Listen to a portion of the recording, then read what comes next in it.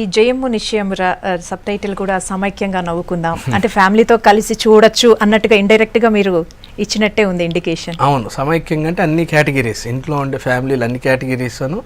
దీంట్లో ఇంకో చిన్న మెలిక ఏంటంటే కరీంనగర్ నుంచి ఇప్పుడున్న పరిస్థితుల్లో ఈ రాష్ట్రంలో ఉన్నాడు జాబ్ ట్రాన్స్ఫర్ అయ్యి వేరే రాష్ట్రానికి వెళ్ళడం, అది ప్రైవేట్ సెక్టర్ కాదు, గవర్నమెంట్ సెక్టర్. ఈ జోన్ అంటే మహా అంటే కరీంనగర్ నుంచి ఖమ్మం వెళ్తాడు, లేకపోతే వరంగల్ వెళ్తాడు, సూర్యాపేట వరకు వెళ్తాడు. ఇప్పుడు ఇదేంటంటే రాష్ట్రం కలిసి ఉన్నప్పుడు కథ అంటే సమైక్యంగా రెండు రాష్ట్రాల వాళ్ళు నవ్వుకుందాం అనే ఉద్దేశం కూడా 2013లో జరిగిన కథ. అందుకే సమైక్యంగా నవ్వుకుందాం, రెండు రకాలు అంటే అన్ని జోనర్స్ రెండు రాష్ట్రాల వాళ్ళు నవ్వుకునే సినిమా. అలాగే దేశవాళీ వినోదం అని కూడా పక్కన పెట్టారు. దానికి మీనింగ్ ఏంటంటే ఇంట్రెస్ట్ క్రియేట్ చేయడం కోసమా లేకపోతే సమ్ మీనింగ్ ఏమైనా ఉందా దానికి? మీనింగ్ అంటే అండి ఇప్పుడు ఇవి ఒరిజినల్ పువ్వులు, ఇవి కాకుండా కొన్ని ప్లాస్టిక్ అంటే పండుగ వచ్చినప్పుడల్లా ప్లాస్టిక్ పువ్వులు పెట్టారనుకోండి మీకు ఆ ఫీల్ ఉండదు. ఈ పండుగకి ఒరిజినల్ పువ్వులు ఉంటే ఇక్కడ మీకు ఆ టచ్ కానివ్వండి అది కానివ్వండి ఒక ఫీల్ ఉంటుంది.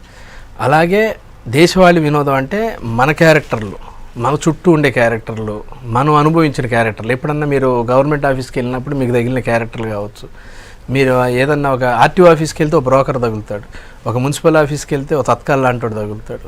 ఇలా మన చుట్టూ ఉండే క్యారెక్టర్ల ద్వారా వచ్చిన వినోదం అన్నమాట. అంటే ఆర్గానిక్ న్యాచురల్కి సంబంధించింది అది.